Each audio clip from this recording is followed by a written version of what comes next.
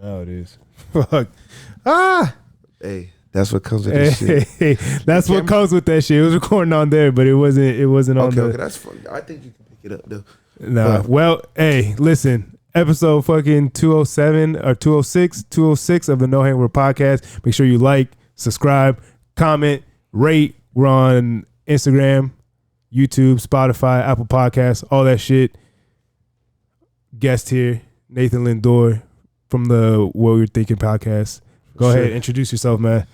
Nathan Lindor, What We're Thinking podcast, stories behind the craft. Mr. SOB, Excel Worldwide.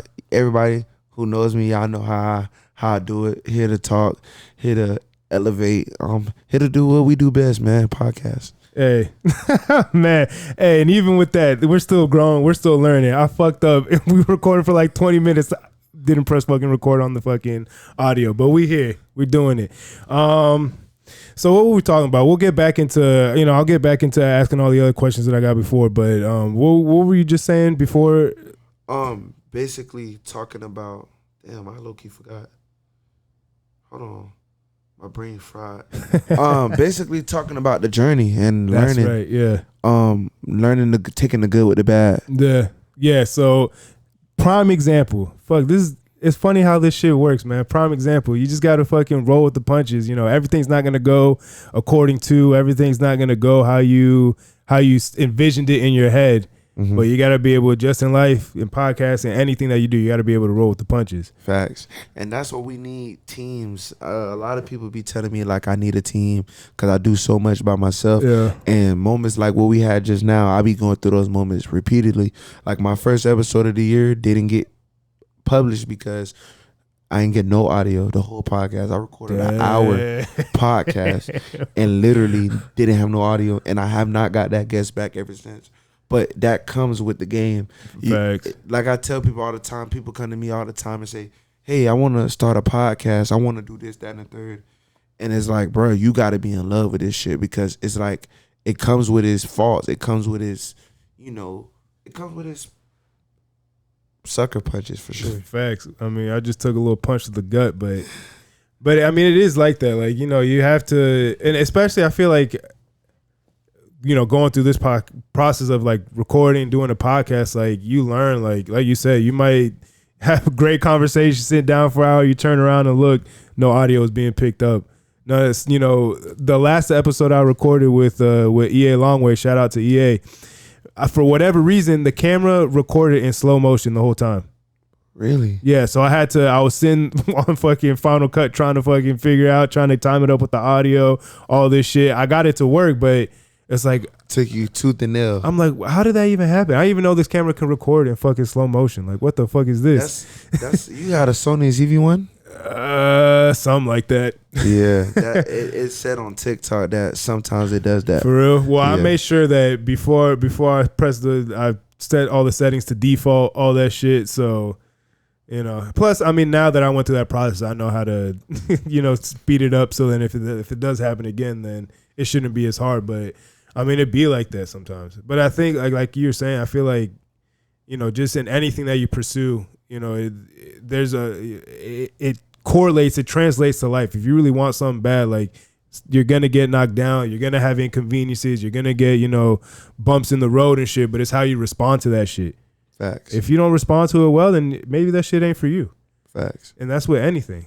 Like, I know you said you played football. I played football too. There's a point where, I kind of was like sitting with myself. I went to college for football for a little bit, and I'm like, damn, like I love football, all this other shit, but I'm not really a big fan of the school stuff. It's not really, school is not really for me. So is this something that I really want? Do I really feel like this sacrifice of playing football, going to class, practice, all these things is really going to be worth it in the end? I determined it wasn't. I ended up, taking my own path in life, whatever.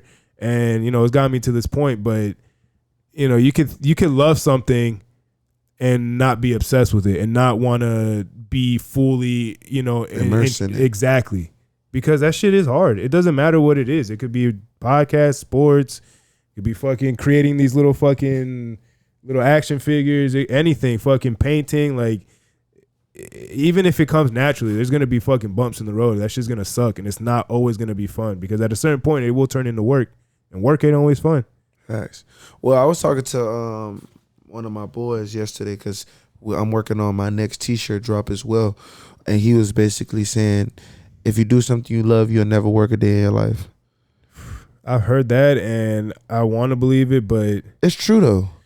Oh man, maybe it's just me then, because there's certain and I love doing this. This is for I enjoy sitting down and talking to people, picking people's brains, getting different perspective, because not only does it, it gives somebody, a platform if they don't have their own or whatever. If they do, then, I'm sharing my platform with them and they can get their word out and shit. But like, it's not, I enjoy that. But then the actual, like, having to sit down and edit and having to sit down and that's the shit that, oh man, that's not so fun. Like, that's not the best. Like, it's obviously it could be worse.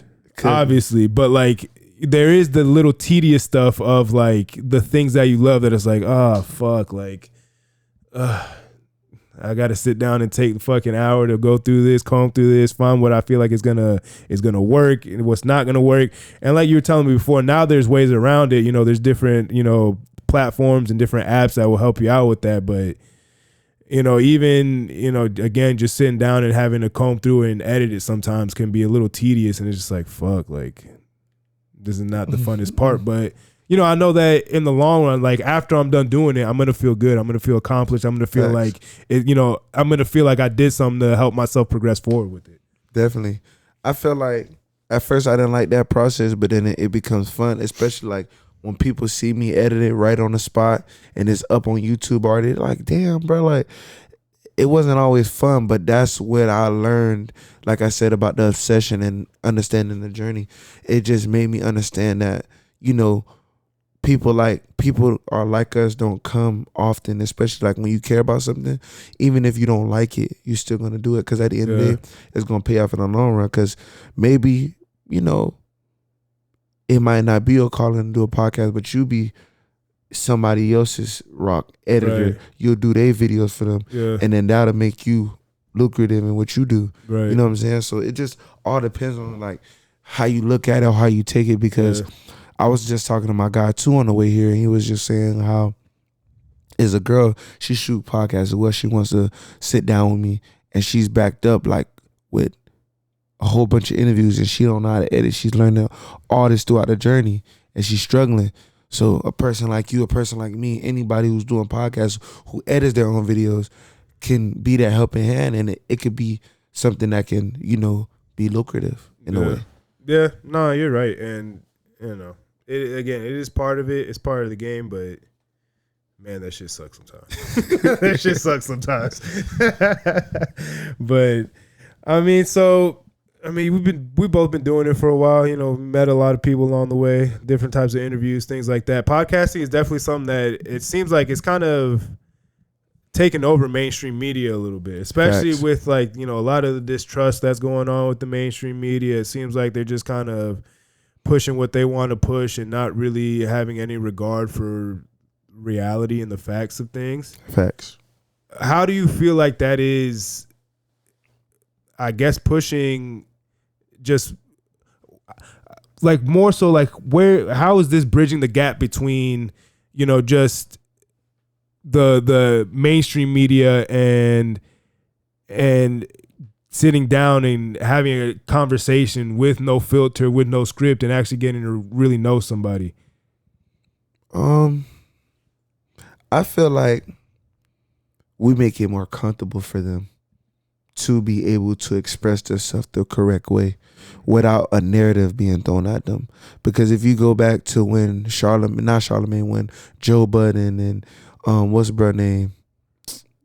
Roy and fucking the dudes that was with him that they branched off and did their own podcast? Yeah, but what's his name? He's like one of the biggest streamers. Kai? Not Kai. Fucking... He's like one of the dirty streamers. DJ Academics. Oh yeah, okay. Yeah. When him, the girl, DJ Academics, and Joe Budden, they was all doing like the shows, and they was interviewing all the upcoming artists and stuff like that. They was really tearing them down. Nowadays, you got people like Kai, people like Aiden Ross, people like Speed, people like Shannon Sharp, people like those people who are Shannon Sharp making a killing off that shit too. So those people are giving people a platform to cry, laugh, tell their story from their perspective and how they feel about it, Yeah. unfiltered. And I kind of felt like last year when Shannon Sharp was starting and I was coming back outside, was kind of on a similar run. When I mean that, I wasn't saying I was doing the same thing, but my run last year was kind of special because of the guests I was getting on there. Yeah. The information that they were sharing with me, it made it worthwhile because it was like, damn, Nate really getting people to talk about stuff they normally wouldn't talk about on a daily basis. And everybody was wondering, like, how was I be able to create that? And I was just like, I made it comfortable. I didn't force them to say anything that they didn't want to say. I didn't ask them questions that incriminated them any kind of way or made them kind of feel any kind of way. It was all kind of genuine. So I feel like I think that's the hardest part, honestly. Because, I mean, you can get all the right equipment. You know, you can have all the right people around you. You can download all the right apps and all this shit. But if you can't, like, have a genuine conversation with somebody and, like, let things flow naturally, then unless you're just doing a real, like, niche podcast like True Crime or, you know, you're just, you know, talking and giving your opinion to the camera for like 15, 20 minutes, that's something different. But if you're sitting down with somebody and trying to have a conversation and trying to get shit out of somebody, like, and not even in that sense of like trying to get it out of them, just have somebody, you know, show who they are. Because I feel like, you know, it's easy to just get somebody on and talk about what they're doing, whether it's music, whether they're doing something in the community, whether they're artists, whatever the fuck it is that they're doing. But like, I feel like that's so generic, so easy. The hard part is like, all right, we all know you do music. We all know you paint. We all know that's what you put out there on social media. Like, who is that person behind it? Mm-hmm. It takes a certain type of personality and a certain type of person to get that out of somebody, but also to ask the right questions. Facts. At the right moment. Definitely. Because if you're just out the gate fucking coming with the hard questions and like you said, not letting somebody kind of chill, get comfortable and kind of, you know, let their guard down a little bit, they're going to think something's up or like they're going to like, what the fuck? Like, doubt the gate with that? What the fuck? So, I mean, it definitely, I feel like that is, you know, just like in anything else, you either got it or you don't. If you have the personality, then you don't necessarily have to have the best equipment and the best this. Like, people are going to, eyes are going to come to you. Yeah, and I always say if something's for you, it's for you. You know what I'm saying? Yeah. There's a lot of people that I've seen try to start a podcast who's doing really well. Yeah. And it's just like the staying up editing. The nights you got to stay up and edit or the nights you got to stay up and post clips. They don't want to do that because they're not really in it. They think, oh, I'm going to get rich off this real quick. I'm going to do this. They don't see all the dirty work you got to do. Yeah. I always consider myself like a scientist, like Dennis Rodman. Dennis Rodman wasn't the most flashiest player, but he always got the job done. He won 6 championships. Right. So it's like it all goes back down to that. Yeah. Yeah, real shit. So your podcast is mostly, we said this before, but like it's mostly, it's grown into a music podcast as far as getting local artists, interviewing them, trying to put them on the platform. Oh, that's the question you asked me. I remember now. Okay, go ahead. It's coming back to me. Yeah. So like, did it start like that originally, or is that something like it grew into that? Like, what was the idea? That's the question you asked me. It grew into that only because I knew everybody just based off of me going around different places, being nosy, always wanted to get close to certain people because I wouldn't consider myself one of the cool kids in school. I was like one of those people like, you know, it's like tiers in school. There's the kids that's not so cool, there's the middle, and there's the really popular kids. Yeah. I was like in that middle, like I was with the... You're the upper middle class. Yeah, you know what I'm saying? So I just knew everybody knew me. And then like once I started the platform, it was like it just started hitting because people wanted to come sit down because everybody has a story to tell. Facts. So everybody wanted to tell a story. Everybody wanted to get their piece off, and I just let them do their thing, and I enjoyed it, and it just became something that just continuously hit it. And I want to say it became like a local artist thing. It just turned into that, but we still being as versatile as we can because I'll talk about the news sometimes, or I've had actors, sports, different things just to get it going. Just artists are more prone to come towards us because they want to promote something. They want the exposure. They want to be on platforms. Because you got to think podcasting is the new content. Yeah, people want to hear them talk because, you know, everybody don't want to be like Playboy or Cardi, where they on the mysterious stuff. Everybody want to be. Everybody wants to talk about what they got going on. And not everybody can pull that off either. You know, The Weeknd kind of. That's the first artist that I remember, like him and Party Next Door were kind of like in that when they first came out, that they're putting out music, especially the content of their music where it was very raunchy, very like, oh damn, what the fuck is he talking about? Like, you know, something like, though. but like, you know, you didn't really know who the fuck they were. Like, it was kind of like they were in the shadows, not really doing interviews too much. They're kind of doing their thing. They're letting the music talk. Not a lot of people could do that. You know, most artists have to, you know, be out there, talk, put interviews out, put out a certain front, put out a certain character. Nowadays, you know, you kind of have to play a role a little bit. Mm-hmm. Yeah, you have to put on the front a little bit. Yeah, and The Weeknd is my favorite artist of all time. Word? I love The Weeknd. Bro, I saw him live in Miami, bro. That shit don't was... tell me that. Man, he's coming to Orlando. Yeah, August 24th. You see, I know the date. You going? Of course. Bro, you better. But I might go again. Because that shit, bro, when I tell you, that shit was incredible. 2 hours this man was singing, and he did not fuck up. That's the Aquarius in him. I feel like, you know, a lot. When I was growing up, I used to get picked on, like by my family members and stuff, like jokingly. It wasn't like bullying and nothing, but like, cause I was so like, I'm a Weeknd fanatic for real. Like, I love everything he does. Anything he does, it is always a masterpiece in my eyes because it's so creative. Especially like with his last project, what he did, the sounds, everything, and how he did it was just so creative.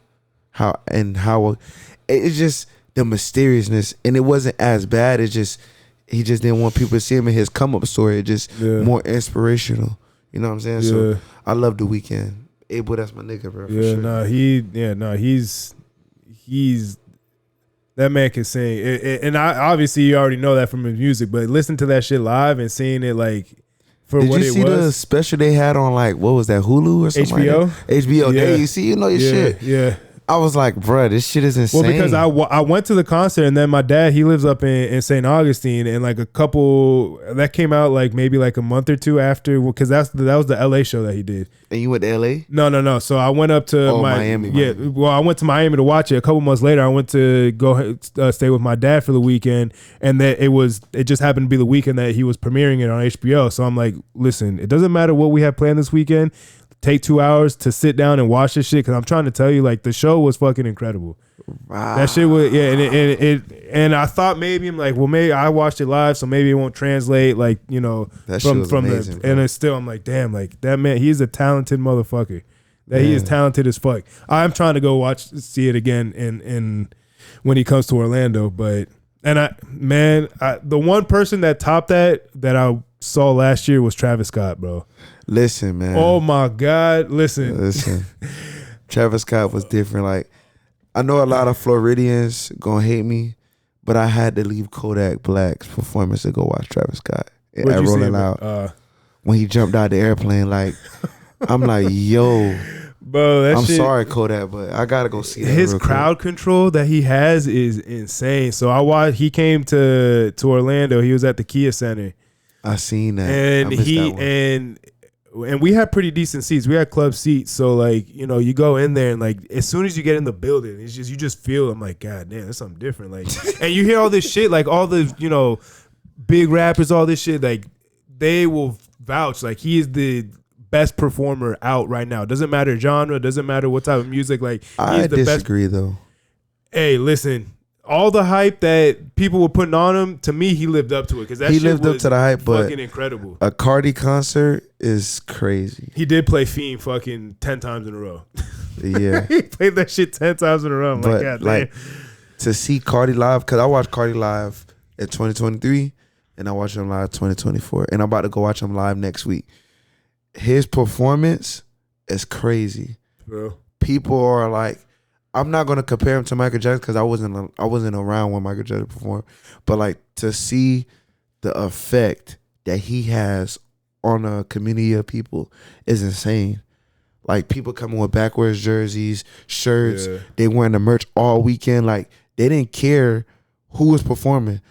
Sunday was his day. Man, I never really fucked with Cardi like that. Really? Yeah, I couldn't. I don't. I don't like to be a hater, and I'll admit when I'm being a hater. But man, I don't think he's good. I don't think he's good. Like I get like because I felt kind of the same way about Lil Uzi Vert. And then he grew on me a little bit, and I'm like, all right, well, don't say that too much. I got a brother who's a Lil Uzi Vert fan, for real, and he gonna watch this, and he might drop some hate comments in the comments. So. Hey, I know I open myself to it when I say these things, so I'm here for it. But Lil Uzi Vert grew on me a little bit because there's some songs where he's actually like, all right, like he can actually rap, like he's actually like.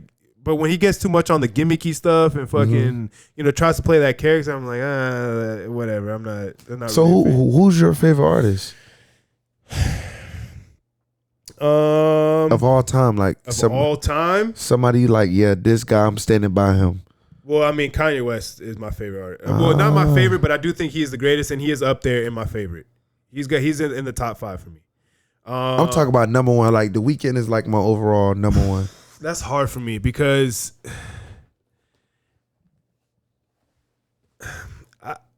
I love music. I'm a lover of all types of music. I listen to everything, anything.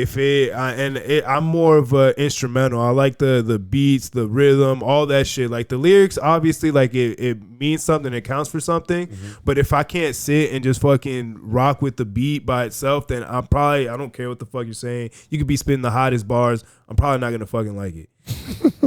That's just how I am. But, so we're gonna go with Kanye West as your number one for right now, for sake of conversation. All right. Now let's go. I wanna revisit the Cardi thing.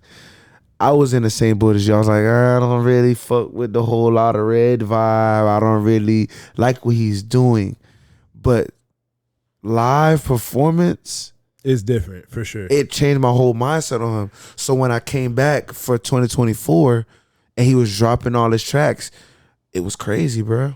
To see him upside down hanging and shit, it just changed your whole perspective on that person. Yeah, there is definitely something to be said about the type of performance that you give and, the type of energy. And that's why I appreciated Travis Scott so much, because the energy that he gives, and he's doing that fucking consistently. Like there was at no point was there like dead. Like it was lit the whole time. And then when he brought out Kanye, that shit fucking blew up. That shit was wild. I can't wait to see Kanye live. That shit was wild, bro. And he didn't even do anything. He stood there for like a good 5-10 minutes, just fucking. That's Kanye West. And letting Travis Scott fucking control the fucking stage. And that's the thing. He uses every part of the stage.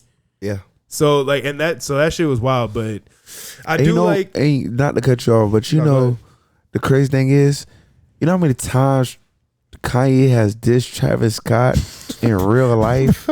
He disses everybody. You just saw that shit about Drake that he's like, yeah, I want him to talk at my funeral. I'm sorry I let the jealousy get the best of me, but you're great. I want you to speak at my funeral. It's like, that man, he's off the fucking wall. And you know what's so crazy?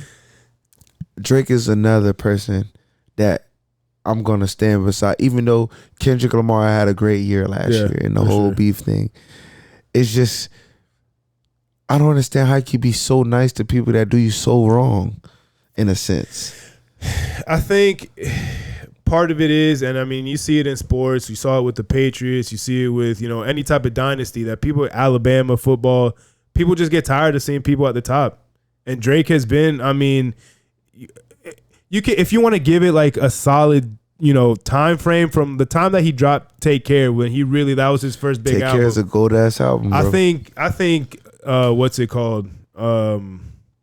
Nothing Was the Same. Me personally, I think that's his best album. But that was a great album too. But when you're running the game for so long, and then not only that, I think the thing is that people dubbed him, all these talking heads, dubbed him that he's the next big thing. He's gonna take rap to the next level. All this other things. People, when you're on that route, people want to prop you up and go all these things. But then when you're actually proving them right, and then exceeding expectations, and then doing it for fucking 10 years plus, people get tired of it. People start hating. People start looking for reasons to chop you down, knock you down, and make your run unlegitimate. And people will start hating. And I think it's just becoming a cool thing to hate Drake, because he's doing so much. He's transcended rap to the point where he's doing, he just got off of tour in Australia, doing all these things.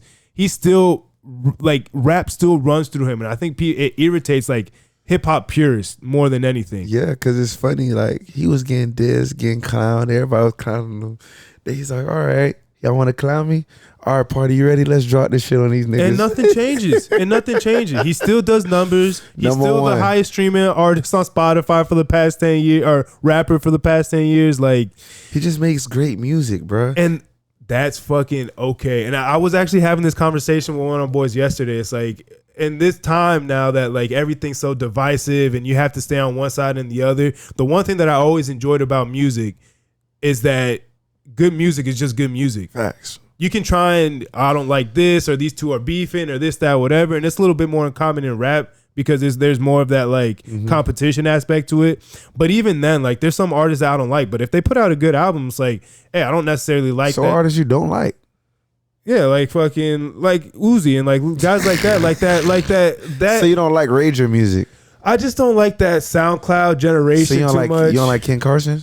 I don't really listen to him that much. I've heard a few songs. I wouldn't say I don't like him, but I don't really listen to it enough. My thing is too is that I've kind of, as I've gotten older, I've kind of gotten more into like house music, dance music. I don't know if you know K Tronada. Nah. K Tronada, man, he started out as a DJ. He's a producer now, but he did a album with me and a joint album. But he's more of like, he does a really good job of fusing like hip hop, dance music, and like jazzy funk shit, bro. Like, when I tell you his, So you like to move with the beat, bro, I love that shit. And he's put out 4 albums. I feel like they're all just fucking press play and just listen to it. Because he gets different artists. Like, he's not really the one singing. So our music taste is kind of different. So our opinions are going to be different because I'm in the rock star, like hip hop rock star stage. So I'm listening to Ken Carson, Destroy Lonely. I got into Yeet. And I love what Kendrick Lamar is doing because I was like talking to my cousin and stuff because they see me post Kendrick Lamar. yeah. And it's like, you know, for me with music, because I love music, just like you said, like I'm listening to rock, I'm listening to pop, I'm listening to all kinds of things like that.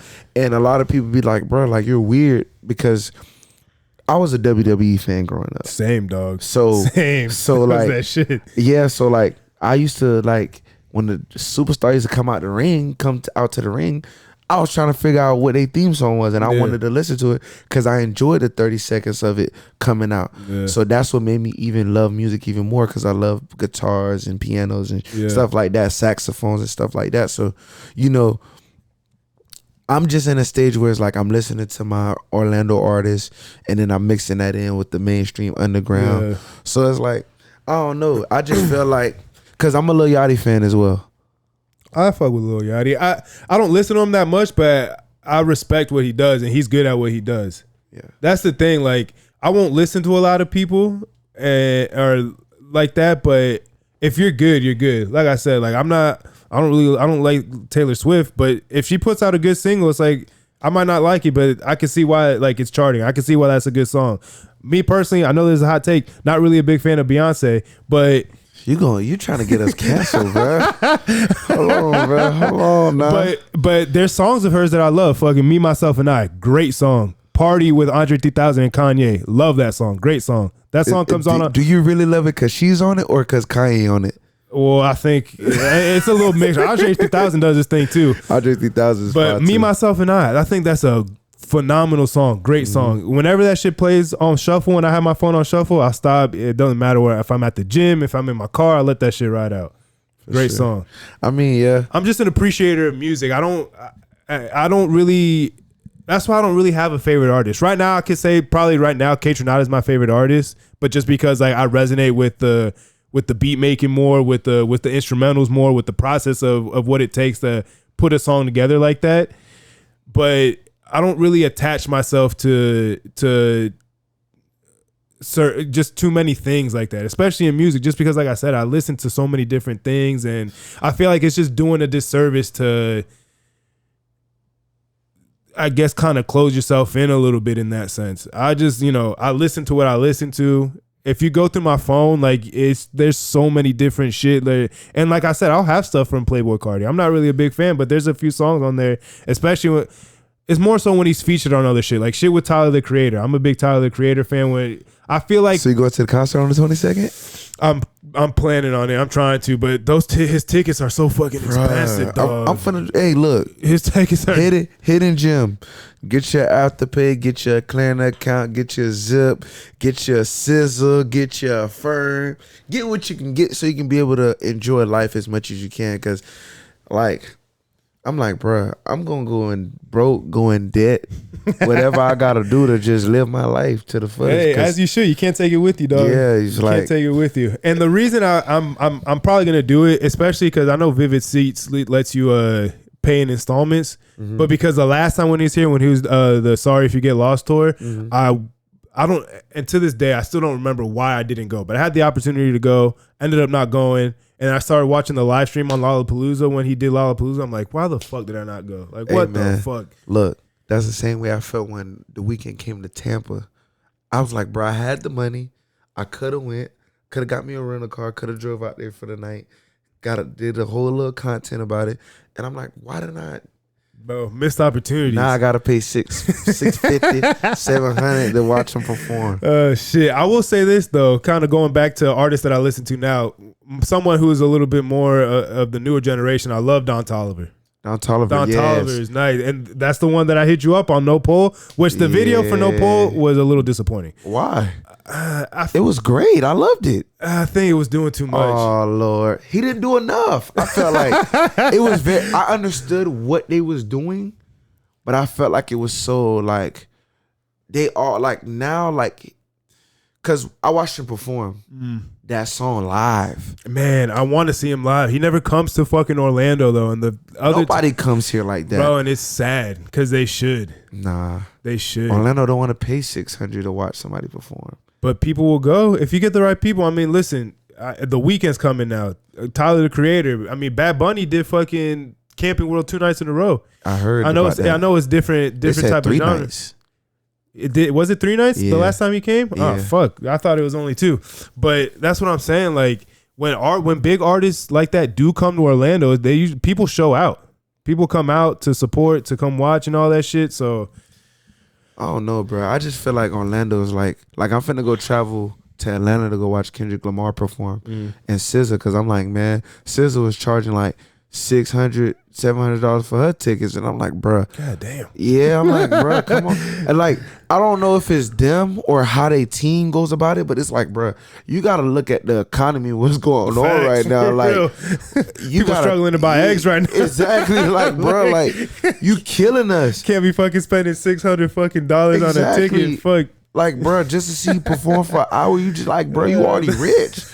You cut us a deal, give it to us for $150, $200. For real. We can do that, but you get literally putting us in debt for us to come watch you. Like, we trying to support what you got going on. Like, give us a chance. Yeah, no, I definitely want to go see Tyler the Creator, and I'm probably gonna end up doing that just because, like I said, I've been listening to Tyler the Creator from the jump. Like, I remember so vividly, like sitting down and watching the video, watching VCR video, and like being like, there's just the shock value of it. I'm in high school, fucking freshman, sophomore high school, seeing this shit. I'm like, what the fuck? But the music was so good, the production was so good, but like his content and subject matter was like, oh shit, like I feel like I should be feeling fucking terrible for listening to this, but it's so damn good. Like, what the fuck? And that's the thing about him. Like, he always finds a way to recreate himself. He always finds a way to like get our attention, especially like the way he dressed, the way he moves, the way he talks, and the way he understands certain things. And I don't ever think Tyler the Creator was ever canceled. No. And he talks fucking crazy, especially in his early days. Yeah, and that's the thing. Like, more recently, when he dropped his his more recent albums from like Flower Boy, Igor, and fucking Igor was really that time where I was like, yeah, I'm a Tyler the Creator fan now.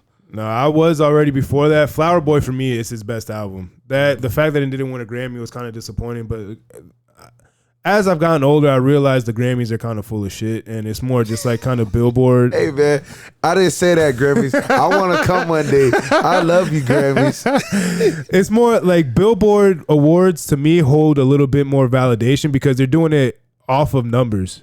Grammys is more of just opinion based and the Academy and kind of what they think and the narratives that they want to push and shit like that. And you know, you kind of have your darlings of the Grammys and shit like that. So I don't want to take away from it because it is a high achievement. If you win a Grammy in music, that's you're pretty high up there. You're recognized as a good artist. But I do feel like, did you watch that Travis Scott documentary, the Mom I Want to Fly? I watched it. And you saw how they had him wait in there and kind of snubbed him because they gave it to Cardi B for, and it's like, how? Right.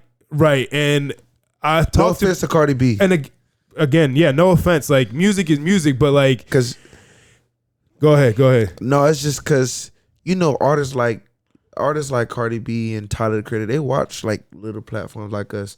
And they listen to our opinions. Yes, I hope so. Fuck. So like I be trying to be mindful of like things I say because they probably think we don't like them or this, that, and third. It's just the amount of work that we seen. Not saying that she didn't put in the work, but the amount of effort and time Travis Scott put into that album, especially like with that feature with Juice WRLD, it was just like, bro, that's insane. And how excited, because you would think a person like him who's doing what he's doing, you wouldn't think that he would get so lit about a feature. Yeah. You know what I'm saying? So, and I think to piggyback off of that too, it's kind of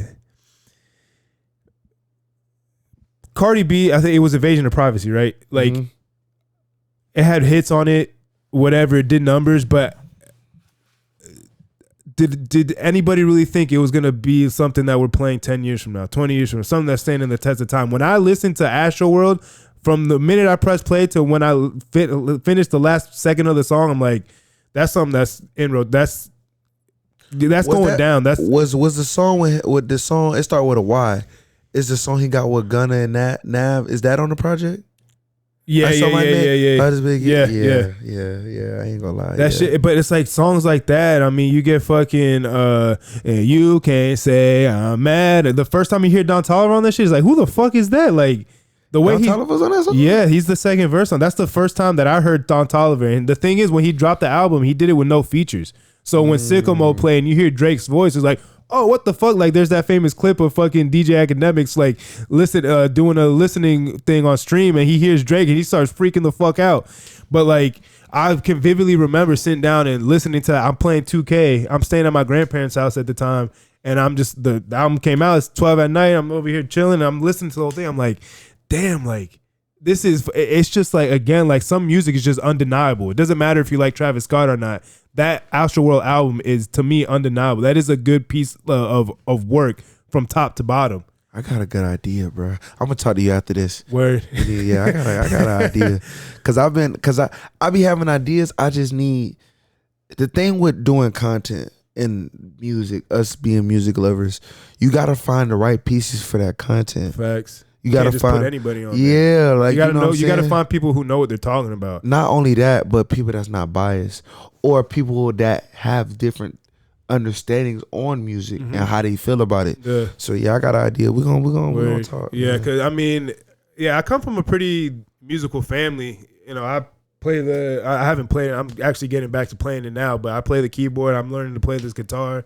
My uncle has his master's in music. My cousin got her bachelor's in music. She played the flute. My uncle, he lives in Jersey. He plays the trombone and he does gigs. He's a music director at a high school up there. And just kind of on my mom's side more, even on my dad's side, it wasn't as like fine tuned, but playing instruments, singing, dancing, all this shit. So it's just something I kind of grew up around. And my older sister, she's a great singer. She has a phenomenal voice. Like, we all have something musically inclined over there. Yeah. So like, it's always something that when I was young, I knew I loved music, but I thought I just loved listening to it and just enjoying it because I was playing football, I was playing sports, and that was something I was excelling at. So I'm like, well, I'm gonna see how far I could take this.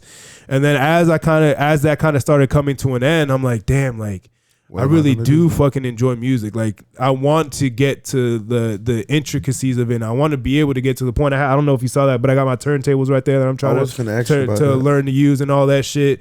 So like, it definitely is something that I've always felt like it is there and it's been a part of me. And it's something that, I'm constantly fucking singing, fucking humming, constantly listening to music and shit. But I just never really, I guess knew how to get myself into it. And I feel like doing this podcast kind of opened that door for me a little bit. So you being who you are and what you do, because this is something a lot of people don't talk about their weaknesses, but I don't give a shit. I talk about everything. Same.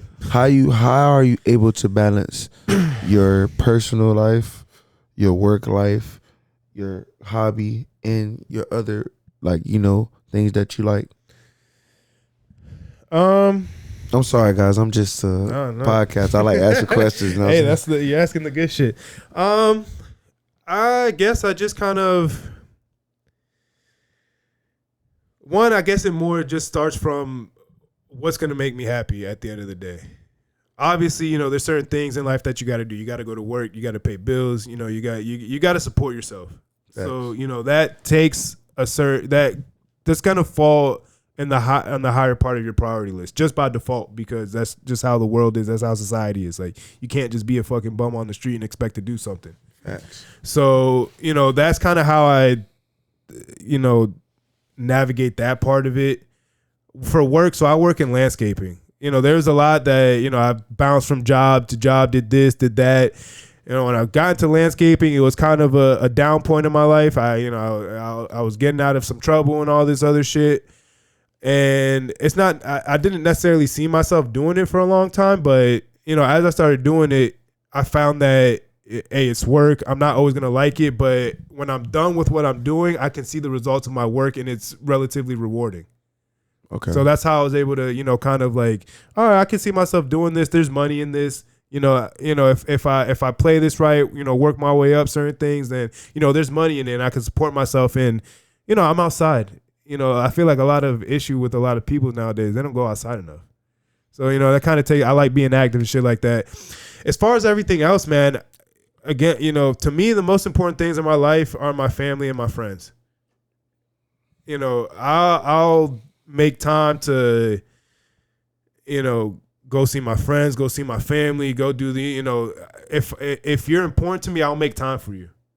Thanks. And that's just kind of how, you know, I kind of divide things up in my life. Obviously, like, you have to be selfish to a certain extent. So you have to, you know, take care of yourself first. I enjoy going to the gym, which that helps that. You know, I know a lot of people don't necessarily like being active or working out. That's something that I enjoy. I need to get back in it, man. That's something I enjoy doing. So that's always been, even on the days that I don't really feel like going, it's something that it's like, all right, well, you know, I'm getting this work. It's time to, you know, tap in, fucking hit the gym for a fucking hour and a half, whatever, get this shit done, and fucking I feel better afterwards. I think a lot of it is just kind of, again, just kind of prioritizing what's important to me and what's important to help me get to where I want to get to in my life.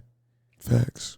And you know, like I said, I'm a pretty simple fucking guy. I don't need much. I don't, you know, I mean, you see I'm wearing fucking some fucking sweatpants, you know, whatever. I don't need a lot to be happy and satisfied. I'm not really, you know, out here seeking validation and shit like that. So it's easy for me to tap into the things that I want to tap into without really worrying about what people are thinking, whether they think I'm doing the right thing, whether they think I'm not, whether, damn, why are you still doing this podcast? You've been doing it for so long and really, you know, it hasn't really reached its full potential. Or, you know, you go to the gym, you know, however many times a week, like take a break or whatever the fuck. And it's like, no, like I know my body, I know myself, I know when I'm, you know, when I need a break, I know when I don't. Like I from a young age, I felt like I got to know myself, and I made that a point to, you know, get to know myself. I live with myself every day of my life until the day I die. So why not get to know myself the best way possible? So then in turn, you know, when situations come up, you know, things come up, this comes up, that comes up, I know how to handle things emotionally. I know how to keep myself level-headed. I understand when my emotions are getting the best of me and when to take a step back and kind of, you know, let things play out, give myself a break, and not let myself make decisions based off how I'm feeling in the moment. Because usually that's when you start seeing people doing stuff that are out of character, something they might regret, this, that, whatever. I'm not saying you can't be mad, you can't be sad. I'm not saying you can't feel emotion. It's just don't make decisions while you're feeling those.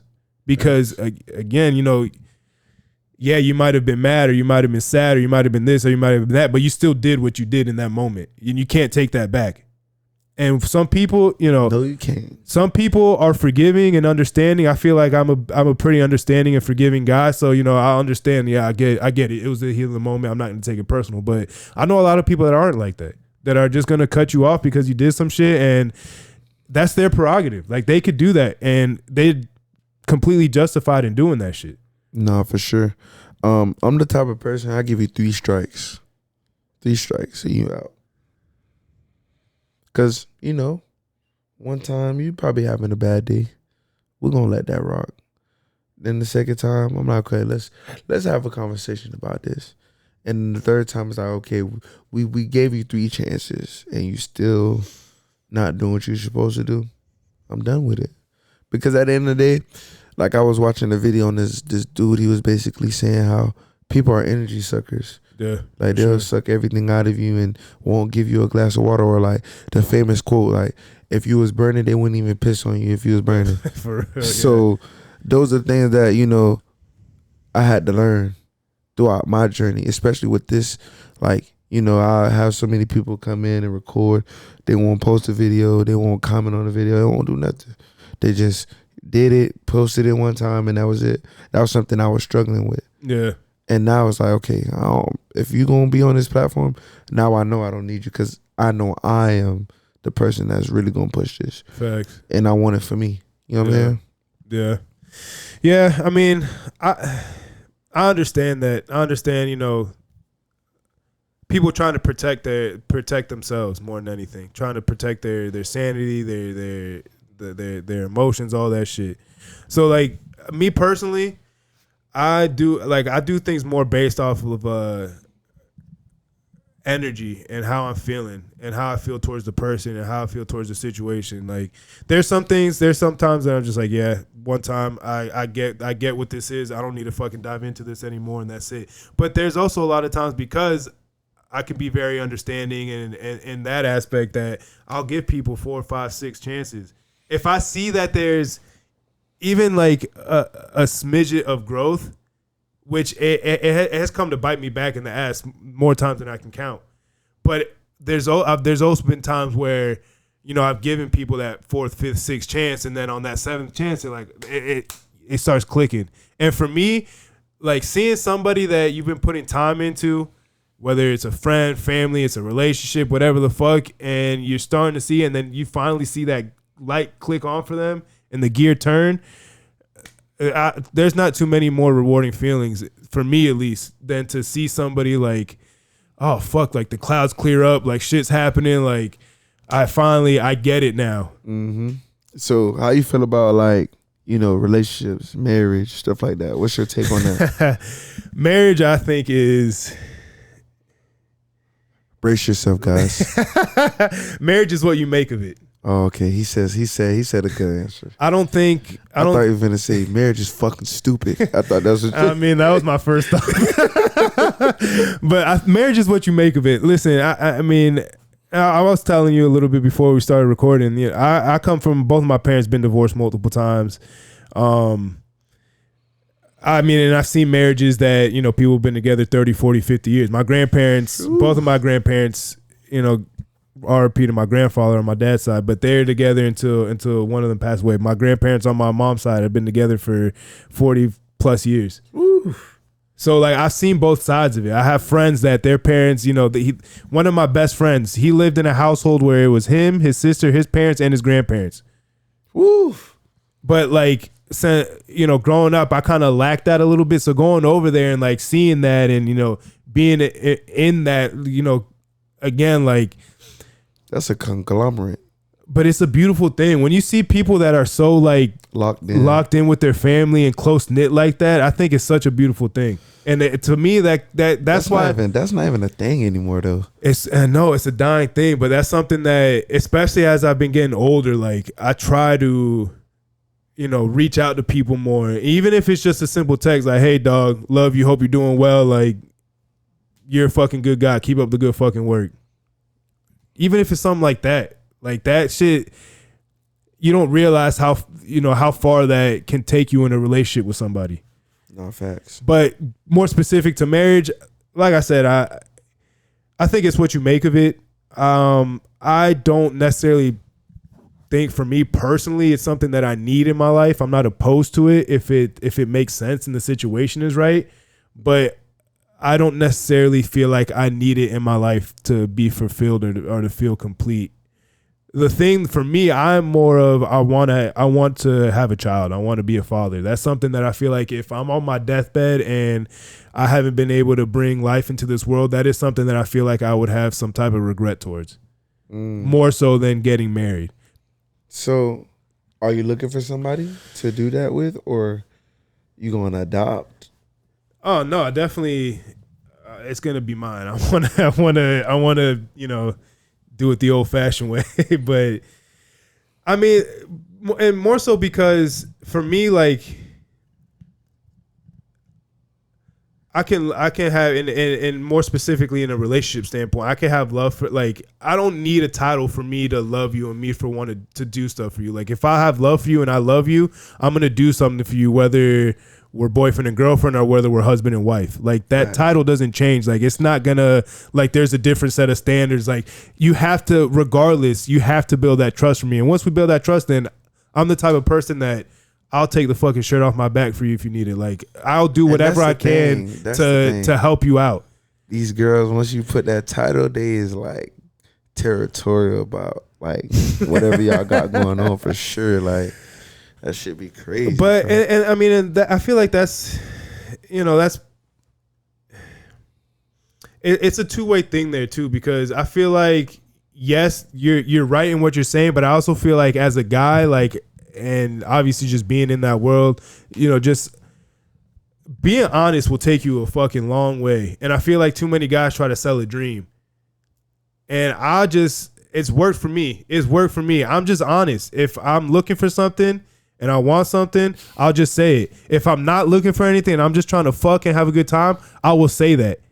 If that doesn't work for you, then hey, they don't work for you. But at least I'm just gonna be honest with you. Because, like, if you're going to get mad at me for being honest, then that's a you problem. That's not a me problem. Tell me I'm lying. Tell me I'm lying. I know y'all. No, you're not lying. It's just, I be telling the people that all the time.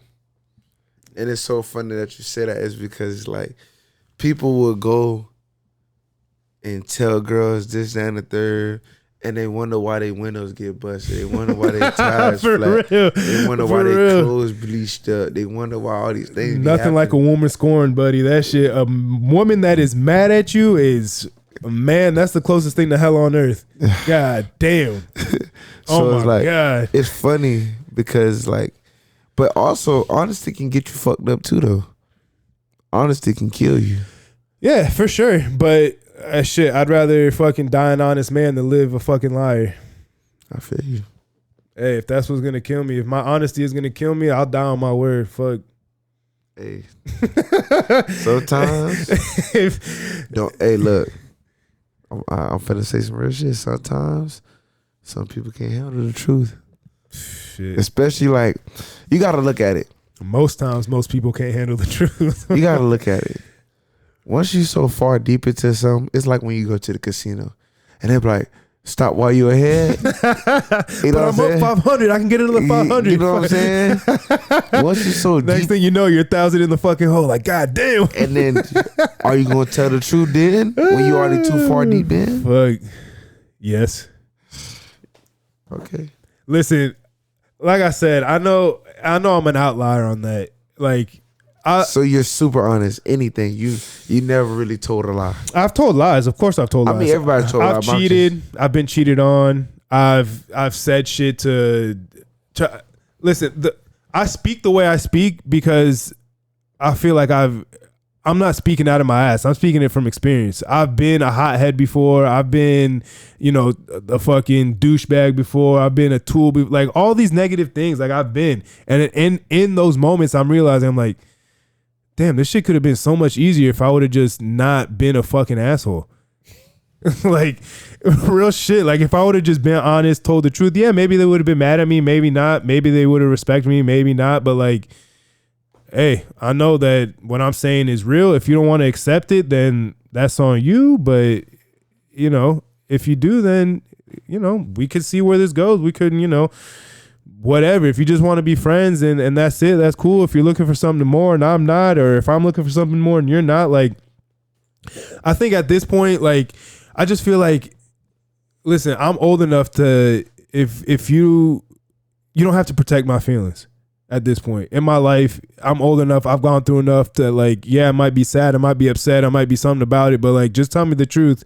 And again, I can respect you more than if you feel like you're trying to protect my feelings. I'm like, I'm not fucking 2 years older anymore. Like, you don't have to sugarcoat this shit. Like, just tell me what it is. So then I can make the decision based off that, based off the truth. Now, if I'm making decisions based off lies that you're telling me, and then I get mad at you because I found out you're lying to me, and then you get mad at me somehow, it's like, well, tell me how the fuck that makes sense. That's her playing victim, though. And I hate that shit. And I'll call him out. It's like, nah, that shit ain't gonna work. Like, you fucked up. You lied. And that's happened to me where someone's called me out on my shit. And I fucked up and I lied. And I was like, oh, but this. And I was trying to justify it. And it's like, all right, well, fuck, nah. Like, I really have no leg to stand on here. Like, nah, you're right. I fucked up. And literally more time. The thing, like, if you own up to your shit, maybe they won't forgive you. But again, they'll at least respect you more times than not. And there's a higher chance that they'll be willing to make amends with you to some extent. And if you just keep on digging yourself into a hole and keep on with the same shit, then it's like, well, then again, like you said, you wonder why the fuck shit is the way it is. Like I told people on What I Think of Podcast, some people, you just gotta let them fly away. Facts. I'll see you later if you make it to the top. Ain't that the truth, brother? Ain't that the fucking truth, man? So you was telling me you was into sports. Yeah. So like what? Like you more to the football thing? Yeah, probably the three main sports that I watch the most is football, basketball, and UFC. I played soccer for a while, so I've been getting back into soccer and shit. You play soccer? What position? I played forward. I mean, I played everywhere. I played mostly forward, and then once I got up to the club level teams, then I played defense. Okay. But they gave me because I'm athletic. I was athletic. I tore my Achilles a couple years ago, so I'm not as athletic as I used to. But I was an athletic dude, and I have good size. So like, you know, they would kind of give me free range to kind of, you know, if I wanted to push up and attack when the ball's on their side of the field, then, you know, I have that option. But, you know, if I'm gonna do that, I got to make sure to get my ass back on defense, because if not, then I get my ass chewed out, and, you know, you let up a goal, and, you know, that's it. But yeah, soccer was my first team sport, but I was on a swim team. I did taekwondo. I played football. I did track and field for a year. I should have done track in high school too, but I just did it in 8th grade for a year. But yeah, football was probably my favorite sport, and that's probably the sport that I excelled in the most. I played mostly linebacker and like kind of like rush end, but I mean, by my senior year, I played outside linebacker, DN. What school you went to? I went to Lake Howell. Oh. Yeah. Y'all got a nice little field over there. Yeah, bro, I'm trying to tell you, I think like 2 years after I left, that's when they put in the turf field. But I prefer playing on grass over turf. I feel you. That turf burn fucking, and all those little fucking black little beads that get everywhere and all that shit. Fuck or that. You move the wrong way on that turf. Hell yeah, you fuck yourself up. Yeah, I much prefer playing on grass. Because didn't Brandon Marshall go there? Mm-hmm. Yeah. Brandon Marshall, fucking, who else? Kawika Mitchell, he played linebacker for the Giants in 2007 when they won the Super Bowl. I think there's like 5 or 6 players from Lake Howell that went to the NFL. Marquette Smith, I don't know if you heard of him, but I think he was in like 90, 91, but he was like the Gatorade Player of the Year in Florida, you know, all that shit. He went to FSU and he got hurt.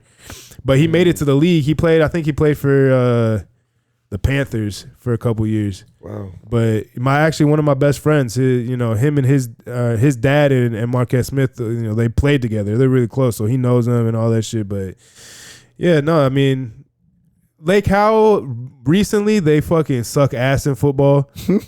I hate to say it, but they do. You know, my senior year was our best year in like years, and we just went 5-5. Wow. Barely missed the playoffs, bro.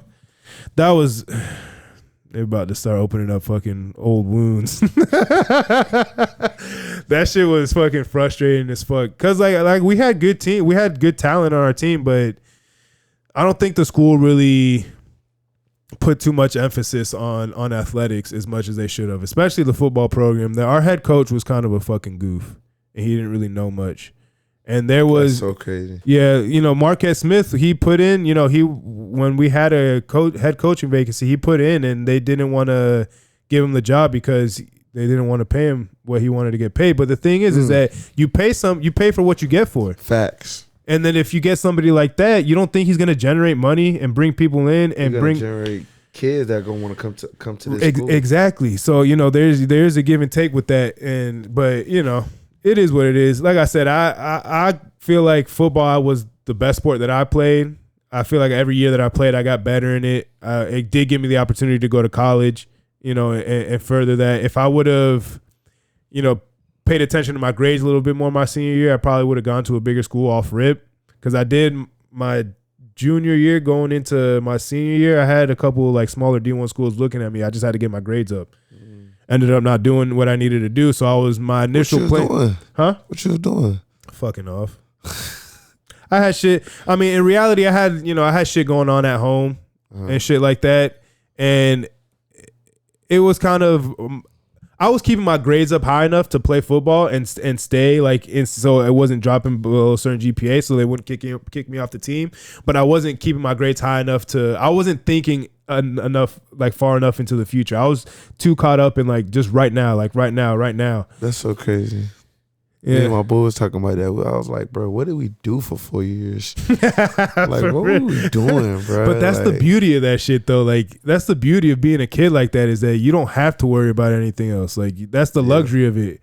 And then you don't realize how much of a luxury that is until, you're 5. My 10-year reunion just hit not too long ago. 10? Yeah. And you start at 5. you start thinking about like, damn, how fucking worry free I really was at that point in my life. Facts, bro. Facts. And then now we're adults, fucking having to fucking take care, fucking pay bills, fucking go to work, real responsibilities. You don't realize how. Don't remind me. You don't realize how good you had that shit until it's too late. Don't remind, bro. I just lost a piece of myself when you said that. But I mean, I enjoy being an adult growing up. Yeah, it comes with this shit, but again, like, that's just part of growth. Like I enjoy the person that I'm becoming and the route that I'm taking, and the fact that I'm kind of doing it how I see fit for myself. My family on my mom's side all of them went to college. I'm the only one except my mom that doesn't have their masters. Wow. Yeah. So like when I dropped out of college a semester in, I'm like, no, this ain't for me. I'm gone. Bye-bye. Yeah. So like for me, there was a lot of like, well, damn, like, I wonder how they're going to feel about this. Like, and I already kind of felt like the black sheep a little bit. And then doing that, I'm like, well, I really got to make some shit happen now. Cause like now I'm not even going to school. Like I can't even like fall back on that. It's like, well, at least I'm going to school and getting my degree. It's like, I'm not even doing that. So like, I really got to figure this shit out and make it work, because, like accolades wise and like career wise, a lot of people on my mom's side of the family are very successful, and they did it kind of like the more traditional way. And I went off the beaten path a little bit, trying to do it my own way. And like I said, I feel like it's paying off for me now. And, the lessons that I learned through life, I feel like, are priceless. It's things that you can't learn in a book, sitting in the classroom, doing all these things. And I feel like that matured me emotionally and mentally a lot quicker than, somebody that's going to college for 4 years and doing it that way, which again, no knock on that, but there's not one way to do something. There's not a right or a wrong way. As long as you're doing it and getting shit done, then whatever fucking works for you. Facts. I ain't lying about that. Shit. Yeah, man. Shit's wild. Life is a wild thing. Life is a crazy thing. What you played football, right? What position you played? I played DB. Yeah, that makes Hated sense. it so much. For real? Yeah, I wanted to play receiver. Man. But DB, I was getting more. You were playing safety or corner? I played corner. Oh shit. I was too short. I was like 175, 5'7". Ah, damn. I was little as shit, man. You hit your growth spurt late? Yeah. I wasn't this height and this size at that time. Story time. I remember I was like telling the coach, like, man, I think I could play varsity. He was like, you think you can play varsity? I'm like, yeah, I think I can play varsity. All right, go get your pads. We're going to push you through the gauntlet. Ooh. Whew.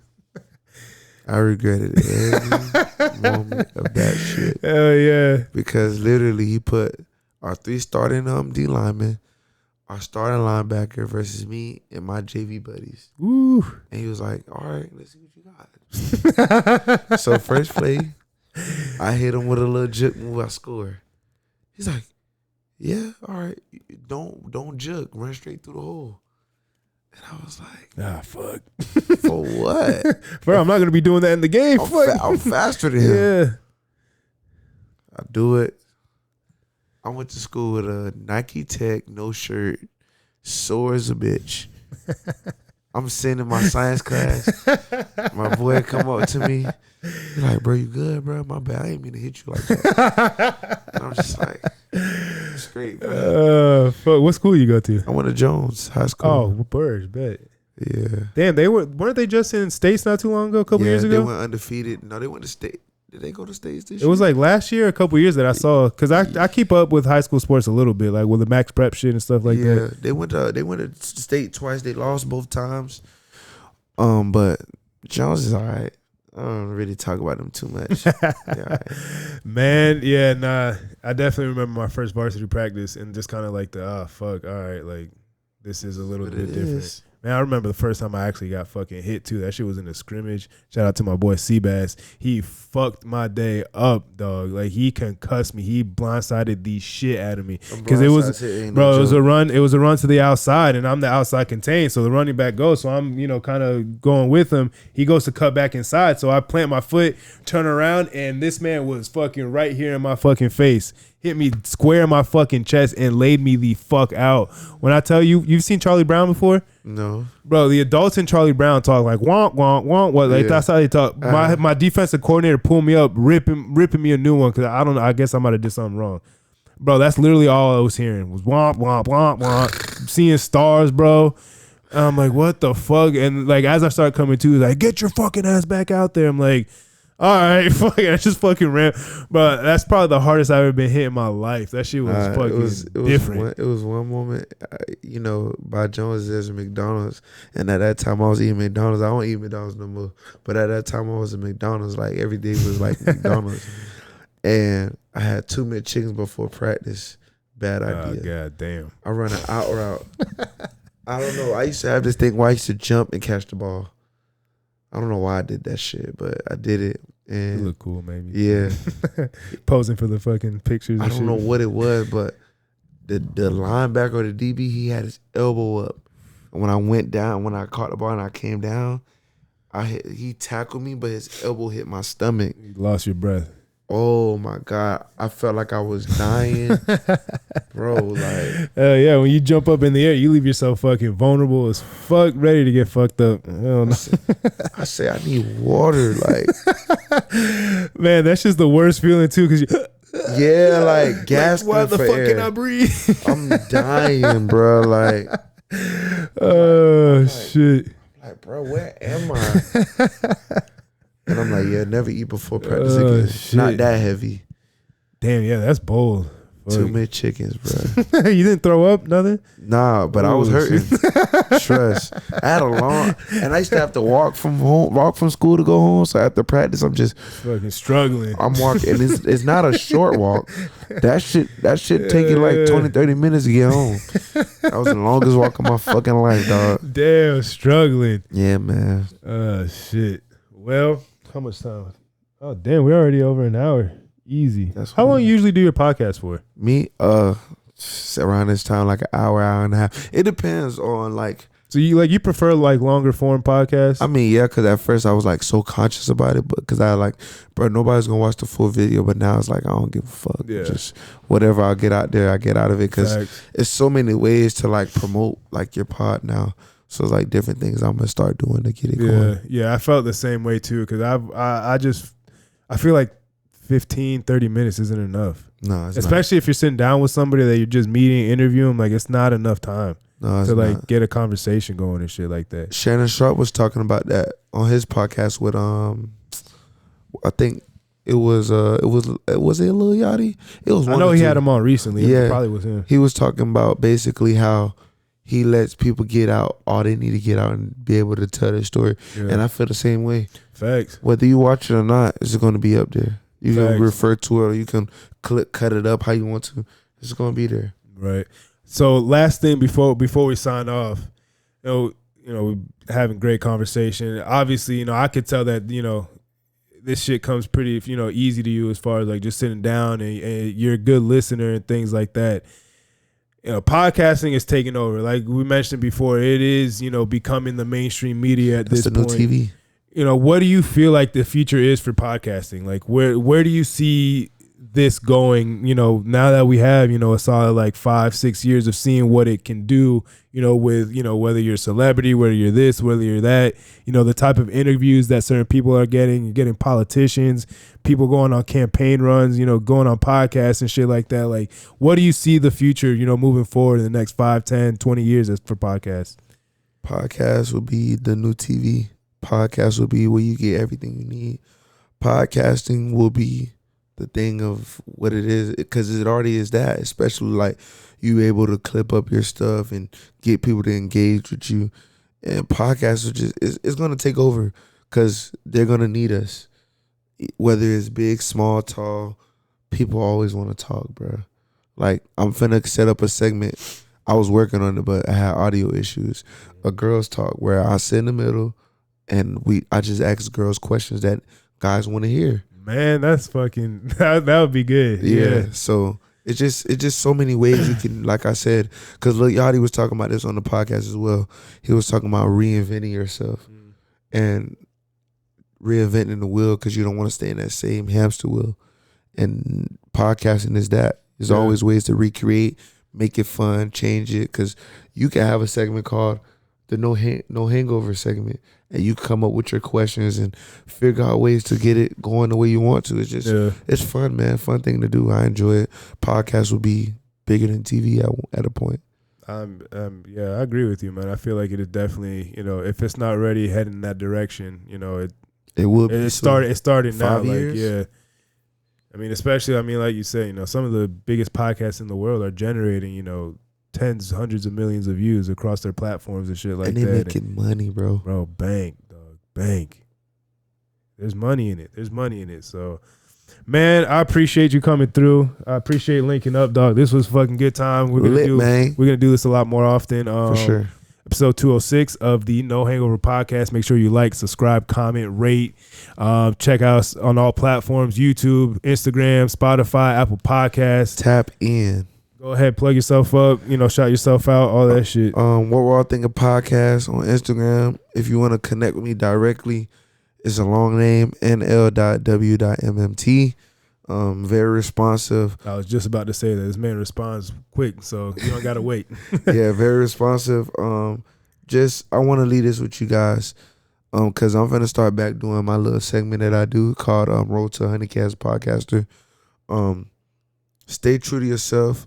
Whatever you do, stay consistent with it as much as you can. Be obsessed with whatever you do. Don't let nobody tell you different, because I fell victim to that. I used to let people like tell me what I couldn't do. And, you know, a lot of things that I do now wouldn't be possible if I didn't stay connected to those things. So just stay connected to yourself. Whatever you want to do it, bro. There's money out here for all of us to eat, man. And it's connected, man. Because if I had a bigger ego than him, I'd be like, man, I don't want to get on your show. What's the point? You got nothing compared to what I got. But just being genuine and want to connect and meet new people, there's people out here for everybody, man. Facts. Could not said that shit better myself. Thank y'all. I hope you guys enjoyed this fucking episode. It was great. I had a good time recording it. Everybody love everybody. See y'all next week. Deuces. Sir. Cheese.